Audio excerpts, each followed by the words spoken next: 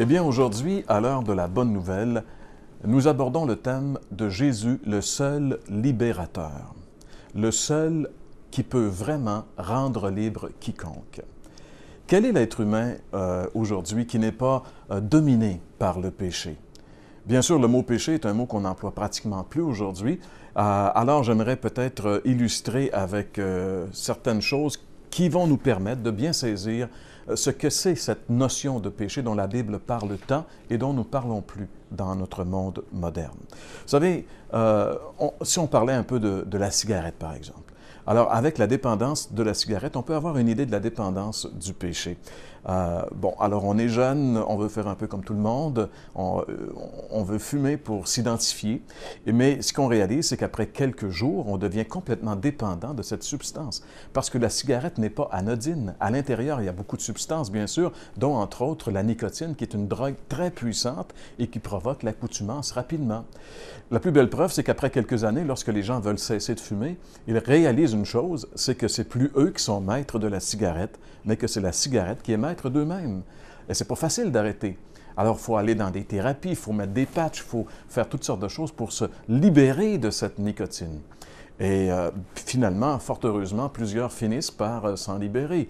On pourrait parler de la même chose avec l'alcool, par exemple, la dépendance à l'alcool. Le mot dépendance, c'est un mot qui a remplacé, dans notre langage politiquement correct moderne, le mot esclavage.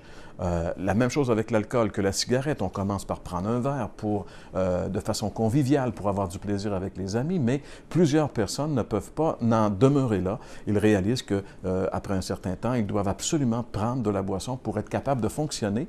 Et puis un jour, ils se réveillent, ils sont alcooliques.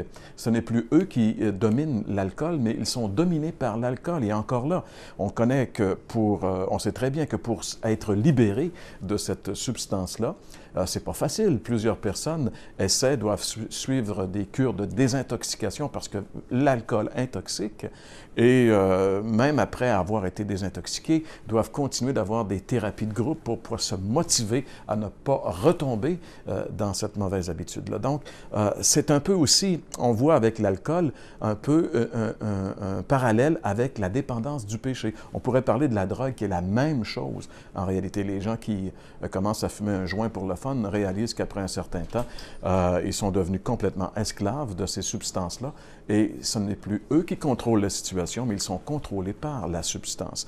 Alors voyez-vous, le péché, si on parle de la cigarette, si on parle de l'alcool, si on parle de la drogue, on parle de dépendances qui sont très importantes et qu'on comprend bien. Mais la Bible dit qu'il y a une dépendance qui est pire que la cigarette, pire que l'alcool et pire que la drogue. C'est la dépendance du péché. Pourquoi c'est la pire de toutes les dépendances? Eh bien, pour au moins deux raisons. Premièrement, c'est parce que c'est une dépendance universelle. La Bible dit « tous ont péché et sont privés de la gloire de Dieu ». Donc, on est tous, qui que nous soyons, à quelque niveau que ce soit, on est tous dépendants du péché. Et deuxièmement, c'est une dépendance mortelle qui mène à la mort. La Bible dit « le salaire du péché, c'est la mort ». Donc, ce péché, et j'aimerais ici, parce que c'est une notion dont on parle beaucoup moins aujourd'hui, même pour certaines personnes, le mot péché est un archaïsme, un mot qui ne veut plus rien dire. Mais la Bible fait la différence entre le péché et les péchés.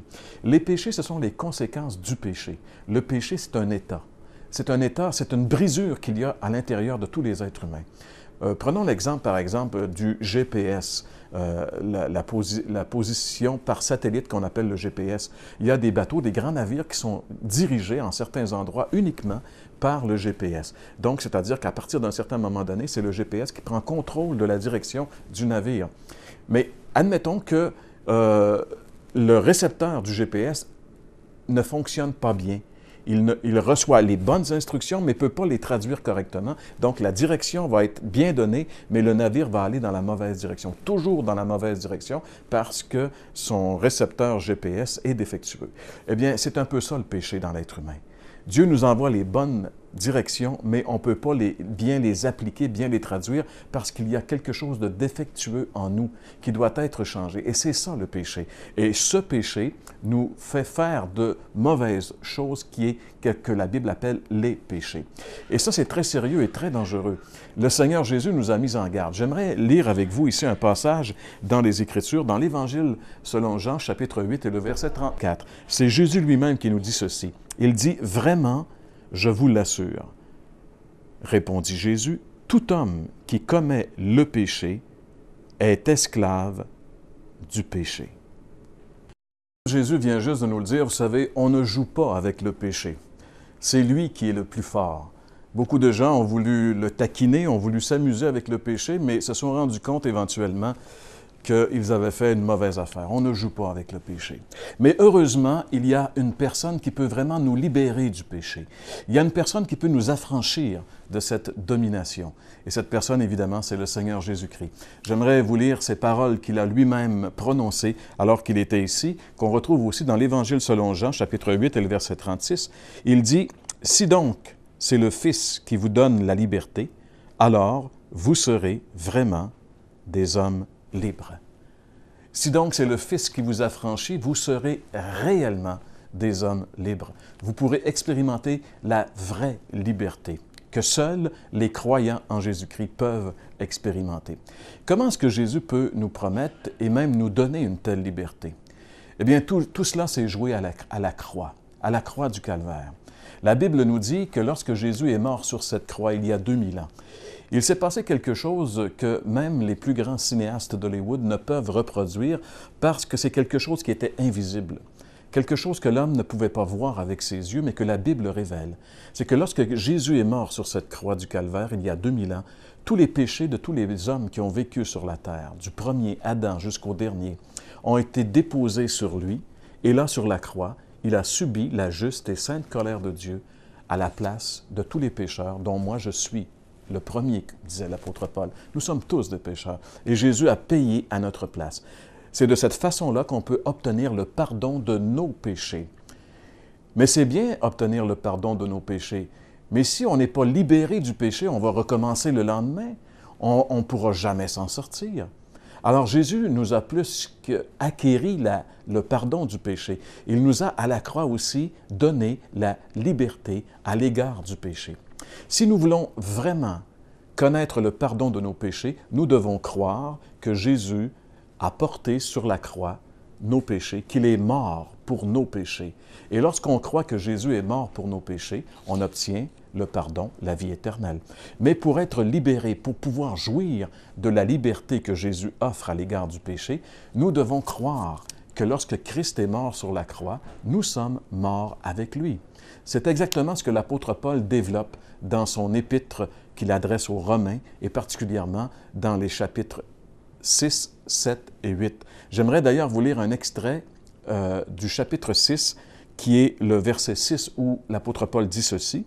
« Comprenons donc que l'homme que nous étions autrefois a été crucifié avec le Christ, afin que nous ne servions plus le péché comme des esclaves. » Comprenons donc, Paul s'adresse à la compréhension de l'être humain, il s'adresse à la compréhension de ceux à qui il écrit. Nous devons croire, nous devons par la foi, bien sûr c'est un geste de foi, c'est-à-dire nous devons accepter ce que Dieu déclare. Dieu nous dit que lorsque Christ est mort, je suis mort avec lui, je dois le croire et vivre en fonction de cette réalité.